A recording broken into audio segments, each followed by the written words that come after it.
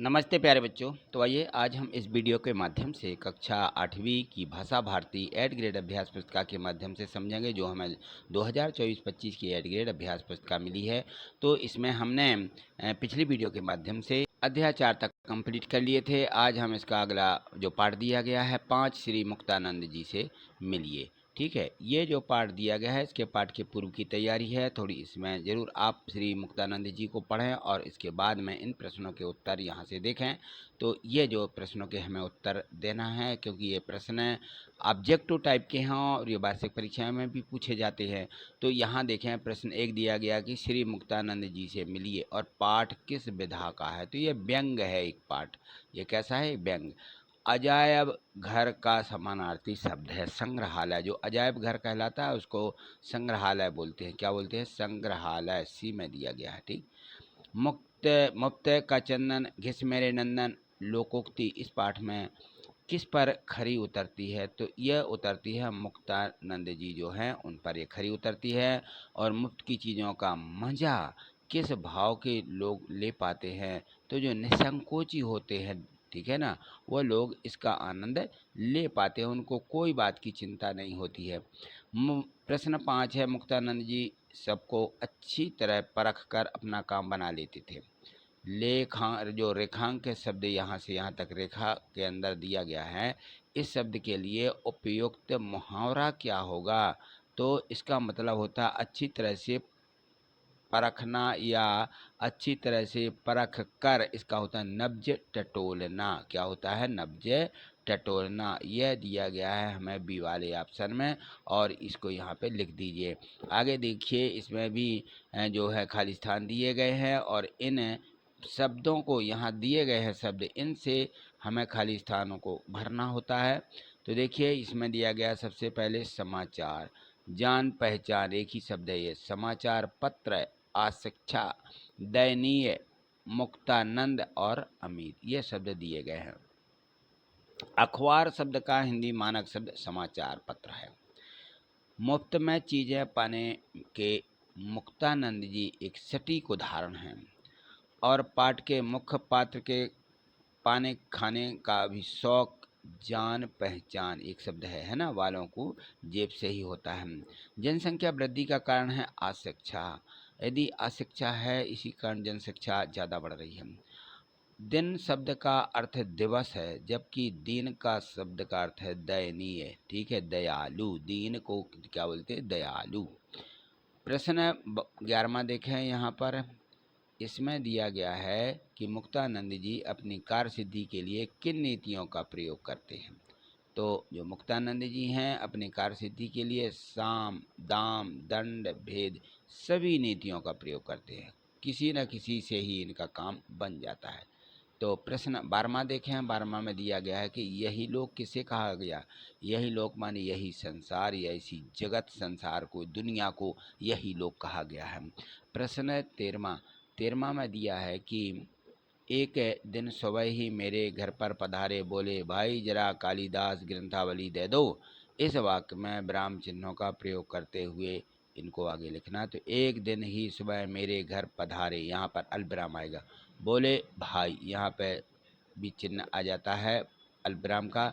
जरा कालिदास ग्रंथावली दे दो। ठीक है, तो जरा के बाद भी यहाँ पे अल्पविराम लगाना, जरा के बाद रुकिए। ठीक है, और यहाँ पर अल्पविराम लगा देना होता है। ठीक, चलिए आगे देखिए। आगे यहाँ पे दिया गया है प्रश्न 14 में। प्रश्न में दिया गया है कि मुक्तानंद जी स्कूलों के प्रिंसिपलों और मैनेजरों के घरों पर धरना क्यों देते हैं? देखिए, इनकी आदत ऐसी है। मुक्तानंद जी फीस माफ़ कराने के चक्कर में स्कूलों के प्रिंसिपलों और मैनेजर के घरों पर धरना देते हैं। प्रश्न 15 यहाँ देखें। इसमें है कि माले मुफ्त दिले बेहरम कहावत के 3 उदाहरण दीजिए। मुफ्त की बर्फ पाने के लिए वे अपनी कमीज फड़वा आए थे। थिएटर मुक्त देखने के लिए उन्होंने अपनी रात भर की नींद गंवाई थी। ठीक है, नींद गंवाई है, नींद लिखिए, नींद यहाँ गलत लिख गया है।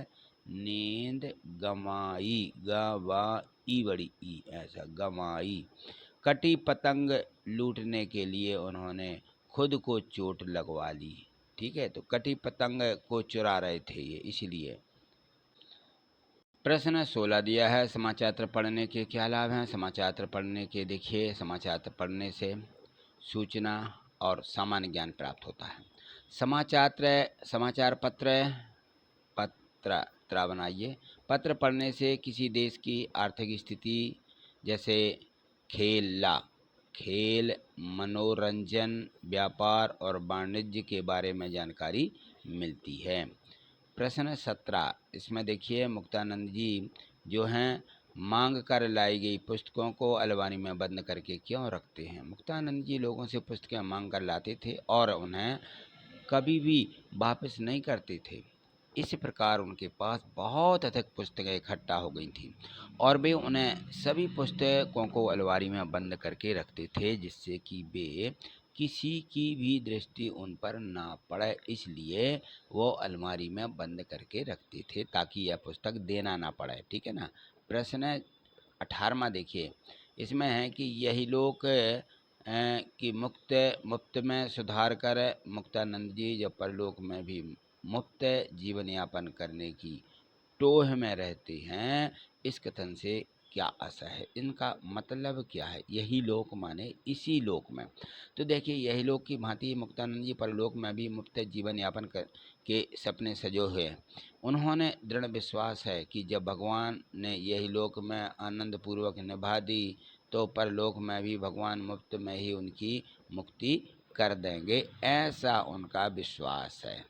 चलिए आगे देखिए, प्रश्न 19वां दिया गया है। इसमें दिया है, प्रकृति ने आपको मुफ्त में कौन कौन सी चीज़ें दी हैं, आप उनका प्रयोग कैसे करते हैं।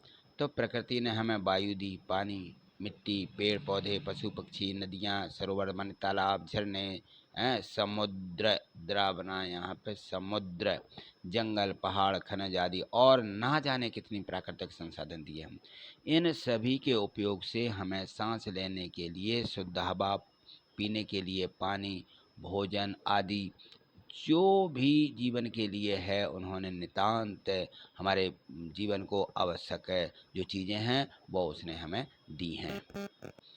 प्रश्न 20, यदि आप किसी व्यक्ति से कोई उपहार या मुफ्त सेवा लेते हैं तो आपका उस व्यक्ति के प्रति कैसा व्यवहार रहेगा और क्यों रहेगा। देखिए, यदि मैं किसी व्यक्ति से कोई उपहार या मुफ्त सेवा लेता हूं तो मेरा उस व्यक्ति के प्रति आभार और सम्मान का व्यवहार रहेगा। क्यों?